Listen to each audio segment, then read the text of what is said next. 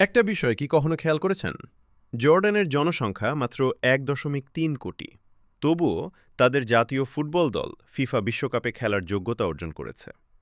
উজবেকিস্তানের জনসংখ্যা প্রায় ৩.৮ কোটি। তারাও বিশ্বকাপে খেলছে।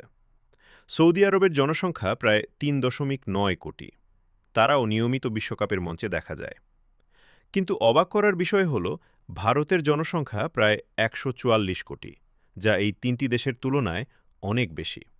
তবুও আজ পর্যন্ত ভারত ফিফা বিশ্বকাপের মূল পর্বে খেলতে পারেনি। তাহলে প্রশ্ন হল, শুধু জনসংখ্যা বেশি হলেই কি বিশ্বমানের ফুটবল দল তৈরি হয়? উত্তর হল না। প্রয়োজন সঠিক পরিকল্পনা, উন্নত প্রশিক্ষণ ব্যবস্থা, আধুনিক অবকাঠামো, গ্রাসরুট পর্যায় থেকে প্রতিভা খুঁজে বের করা এবং দীর্ঘমেয়াদী বিনিয়োগ। জর্ডান, উজবেকিস্তান ও সৌদি আরব দেখিয়ে দিয়েছে যে জনসংখ্যা নয়, সঠিক ফুটবল উন্নয়নই বিশ্বকাপের টিকিট এনে দেয়। আপনার মতে ভারত কি আগামী ২০ বছরের মধ্যে ফিফা বিশ্বকাপে খেলতে পারবে? কমেন্টে আপনার মতামত জানান।